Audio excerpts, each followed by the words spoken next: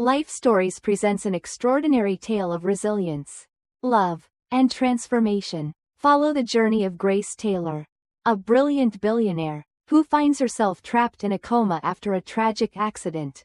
As the months pass, her fate seems sealed until a young, determined doctor, Jack Carter, dares to break the rules and uncovers a shocking truth. What follows is a story of unexpected recovery, hidden betrayals, and the power of human connection. Join us today as we dive into a life-changing journey. Don't forget to subscribe to Life Stories to begin today's tale of courage and second chances. In the sterile quiet of Mount Sinai Medical Center, there was only the sound of machines, constant, rhythmic beeping, a hum that filled the air.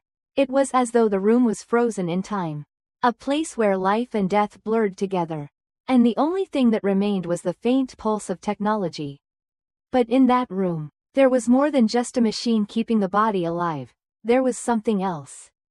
Something far more powerful. Grace Taylor lay motionless in the bed, her long brown hair fanning out against the crisp white sheets. The soft glow of the fluorescent lights above cast shadows on her pale face. She had been in a coma for 6 months. Her story had been one of mystery, one of whispers and speculations. But no one had the answers. Her crash had been sudden. The kind of accident that you read about in the papers, but never expect to find yourself in the middle of. She was a titan in the business world, a billionaire whose empire stretched from coast to coast, from finance to technology. But now, she lay in a hospital bed, the very essence of life slipping through her fingers. Her family, her wealth, her power, none of it mattered. Nothing could bring her back from the brink of oblivion. Or so it seemed. Dr. Jack Carter, a young but determined doctor, stood by her side. His dark eyes studied the bandages that wrapped around her chest, now yellowed and stiff from neglect. It was his responsibility to keep track of her, to care for her, but he could no longer ignore the growing discomfort in his chest every time he looked at her. 6 months. 6 months without a sign of recovery. The same routine, the same sterile room, the same lifeless stillness. He could feel his own fatigue weighing him down. But something deep within him pushed him to keep going, to refuse to accept this as the final word. He glanced over at Margaret, the head nurse, who stood a few steps away, watching him with concern. "Dr. Carter," she said in a soft but firm tone, "you can't just change her bandages like that. There's a protocol." He turned to her, his eyes blazing with determination. "Protocol?" His voice was low but filled with defiance. "She's been lying here for 6 months with these bandages too tight, restricting her breathing. I don't care about protocol. I care about saving her." Margaret's lips pressed into a thin line, her stern expression betraying the worry she felt. "You know who she is, don't you?" she said, her voice barely above a whisper. "Grace Taylor, billionaire, public figure. One wrong move, and her family." "I'm not her family," Jack interrupted sharply. "I'm her doctor, and I'm the one standing here, not them. And I'm not going to let her suffer like this any longer." Without waiting for her response, Jack grabbed a pair of sterile scissors from the tray. His hands steady despite the tension in the air. He carefully cut through the old fabric, the bandages peeling away to reveal faint red indentations on Grace's pale skin. He exhaled sharply as his fingers brushed over her skin. A fleeting moment of warmth against the coldness of her body. The silence in the room felt suffocating as Jack replaced the old bandages with fresh ones, ensuring they were snug but not constricting. He stepped back, wiping his hands on his coat, and looked down at Grace's face. His breath caught in his throat. The heart monitor, which had been eerily silent for so long, suddenly gave a soft stutter. Jack froze, his pulse racing as the faint beep stretched into another. Then another, stronger, faster. He leaned closer, his breath caught in his chest. The numbers on the screen climbed, 60, 65, 70, and with each increase, Jack's heart began to race. Margaret gasped, her clipboard slipping from her hands. "What is happening?" she whispered in disbelief. For the first time in 6 months, Grace Taylor's heart was beating on its own again. Jack's fingers trembled as he leaned in closer to her face, searching for any sign, any flicker of life. The subtle hitch in her chest, the soft parting of her lips, it was as though she was trying to speak. Trying to tell him something. Jack's voice was barely above a whisper as he muttered, "What the hell?" The world seemed to stand still. The air thick with uncertainty. Grace was changing. Something had shifted. And it had happened the moment he dared to break the rules. As the heart monitor's beeping settled into a steady rhythm, Jack couldn't shake the feeling that there was more to this than just a medical breakthrough. What if Grace's coma hadn't been the result of a tragic accident? But something far more sinister? Something that had kept her trapped in that lifeless state for so long? But that was a question for another time. For now, all Jack could do was watch. Heart in his throat. As the woman in the bed, his patient, began to breathe on her own once more. Jack sat in the small, dimly lit office of Mount Sinai Medical Center, staring at the tablet in his hands. His mind raced, replaying the moment when Grace Taylor's heart monitor had first spiked. The numbers climbed higher and higher, signaling a life return to the woman who had been trapped in her coma for 6 long months. But something about the situation gnawed at Jack's insides. Grace had woken up, yes, but why? Why had she remained silent for so long? Was this recovery simply a miracle or had something triggered it? He scrolled through her medical file again, rereading the scans and notes. Grace Taylor, age 32, had crashed her Mercedes on a rainy highway. No witnesses, just a wreck and a coma.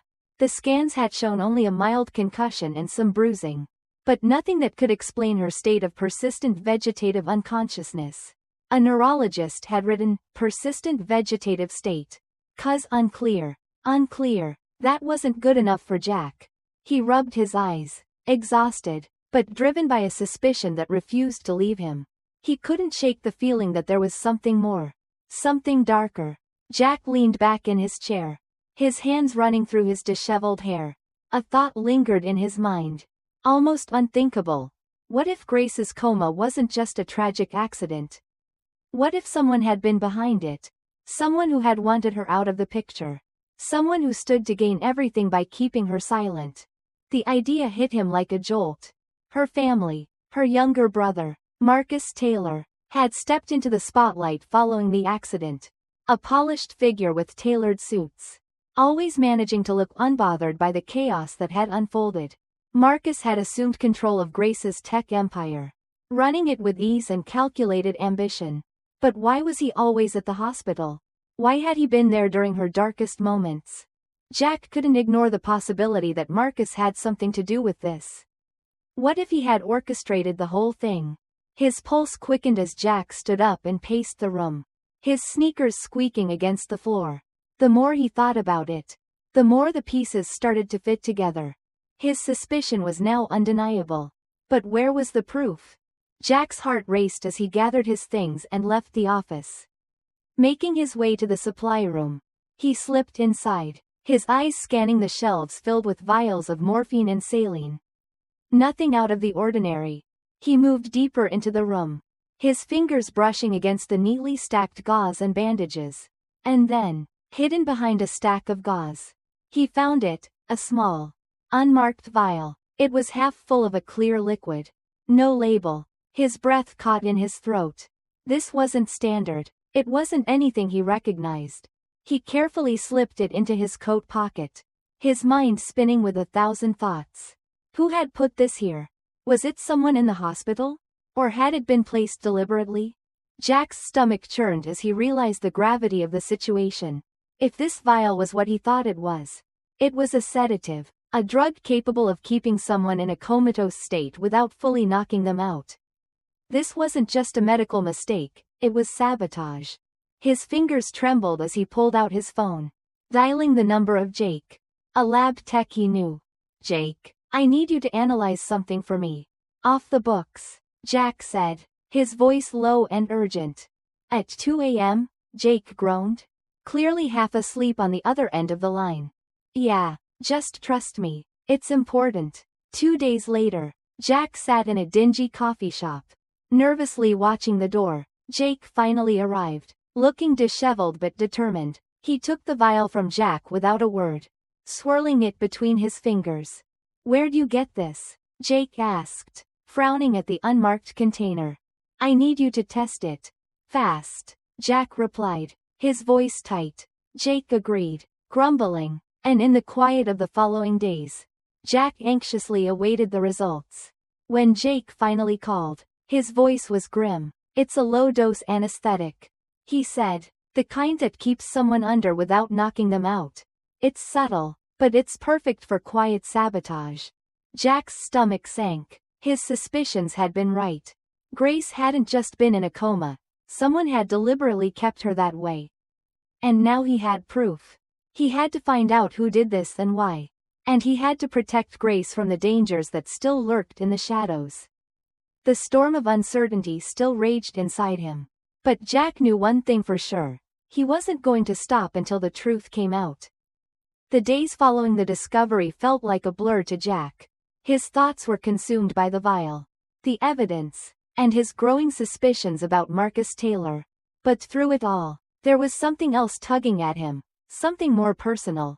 Grace, who had been so close to slipping away forever, was waking up. The woman who had been a mystery for so long was beginning to find herself again. And Jack, though determined to uncover the truth, couldn't help but feel a deep connection to her. The hospital room felt different now. The machines no longer hummed with the same sterile indifference. Grace's recovery, though slow and fragile, was a light in the darkness.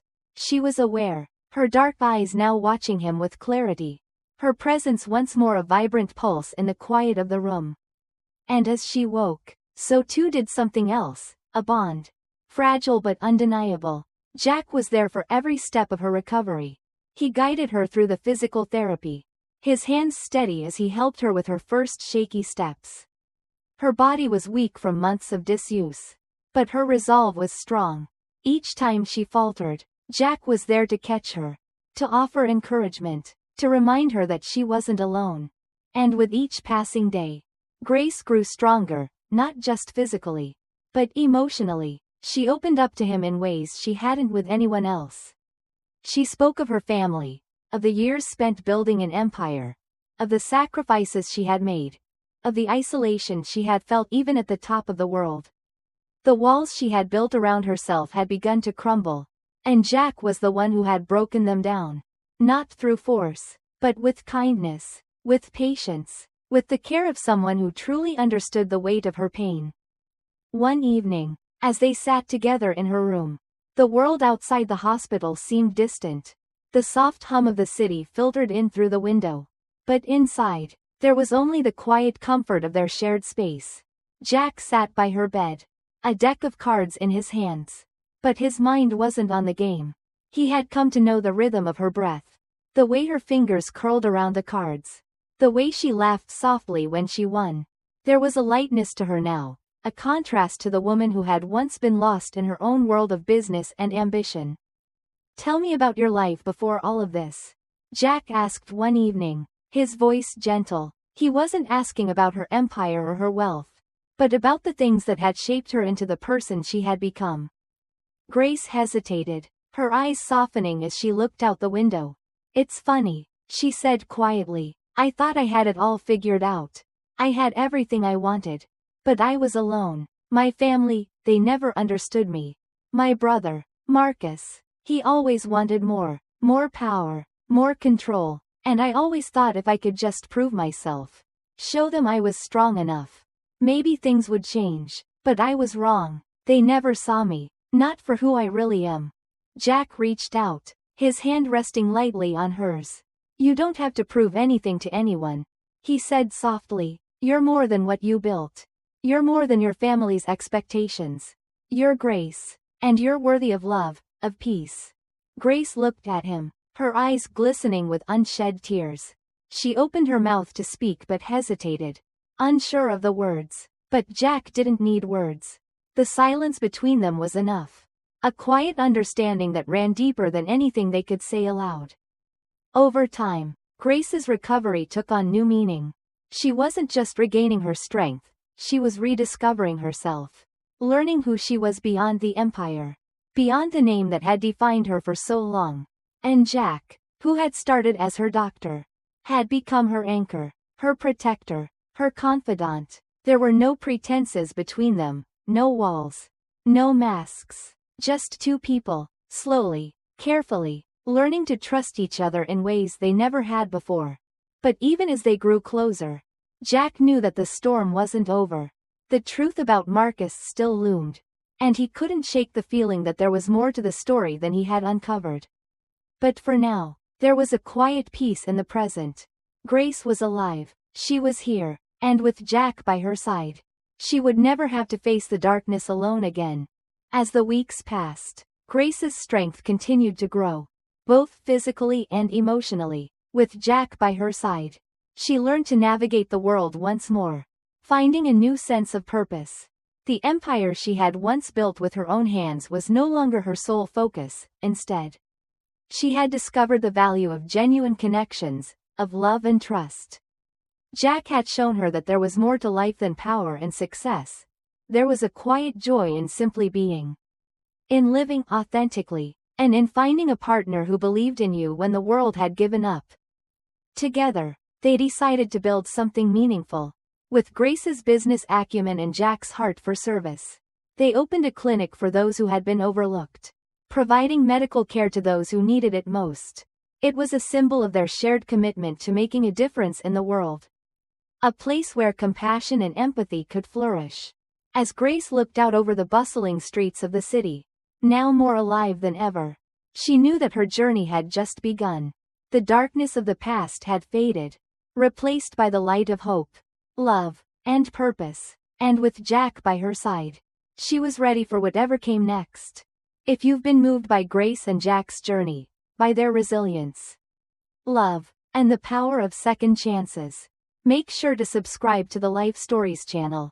Don't miss out on more incredible tales of transformation and triumph. Subscribe now and stay tuned for the next unforgettable journey.